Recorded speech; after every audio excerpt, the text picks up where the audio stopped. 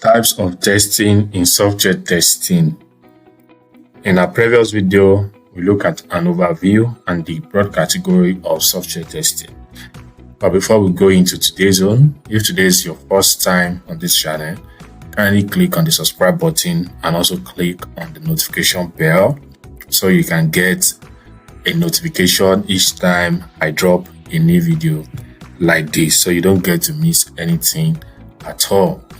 All right, so let's go deep down into this. So the first type of testing is functional tests in software testing. Functional tests can also be called functionality tests. All right, so it actually deals with what the system does, right? Like for instance, the human body parts with different functionalities, right? So now what does this mean actually?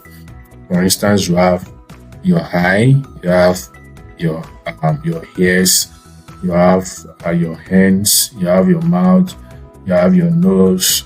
Let's just take the 5 sense organs, right? The 5 sense organs, you have your eyes to see, right?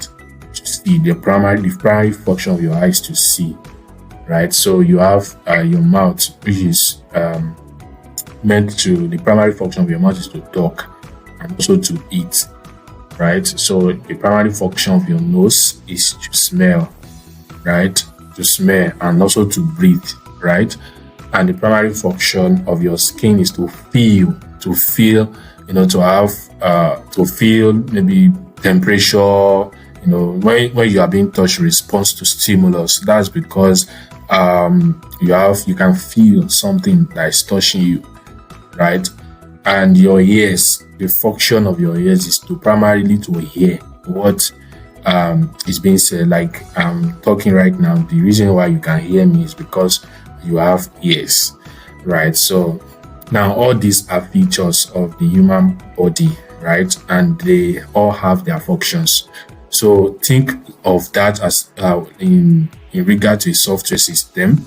A software system, for instance, you're accessing the page for the first time or a particular website for the first time, they may require you to do a sign up, right, in order to access that system. And in doing a sign up, the essence of that sign up page is to take your information so that you can be able to subscribe or to be part of that, to be able to have an account with that site or with that organization. From there, you may have a login page, and that login page will be that's where you can have access into the software system. You may have a dashboard. That's where you can get to see your activities on that software or in that software, right? So there are different kinds of functionalities on the software. So all these functionalities are what we talk about. So those are the things that the system does. What exactly is the system meant for? What is it meant to achieve? Those are functionalities. So, and we also have another thing that functionality deals with. For instance, every functionality of a software system derives from the requirement specification of whatever has been written as a requirement, or also you can call it the functional requirements. Okay, so all these things, you can call it user story, you can call it use cases, whatever, in whichever means through which these specifications or requirements are gathered. Requirements is just what you want, okay, what the system should do, what are the things the system are supposed to, the system that must be built, what are the things this system must do. Those things are the requirements.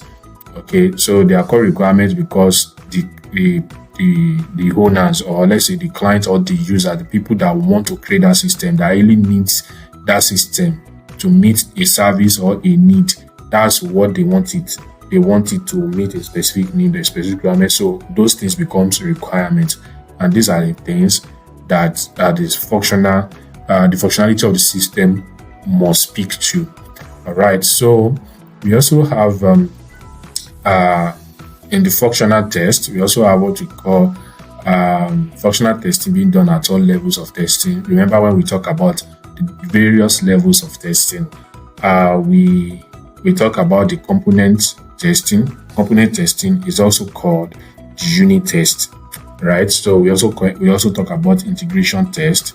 We also talk about system testing and acceptance testing. All these levels of testing, at every level of this testing levels, you can do what we call functional test. So functional test can be done at component level, can be done at integration level, can be done at system level, can also be done at the acceptance test level, depending on the objective of software test level.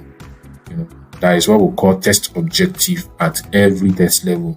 Every test level must meet a specific objective, and for all these objectives, there must be the kind of test that must be done to meet this objective must be specified. But regardless, functional test will always be done. All right. So there is another one that is it's often to test the functional completeness, correctness and appropriateness of the software. So how complete is it? Is the requirement complete? Is this exactly what is needed? Right. So the correctness too, is it done correctly? Now when you look at, okay, this is complete, okay, there's nothing that is being omitted. Now you need to check that. Then correctness will now mean, this thing, is it done in the right way? Appropriateness, is it done appropriately? So all of these are very essential when it comes to functional test level. So we also have what we call compliance and regulatory testing, which also might include suitability, interoperability, among several other type of tests.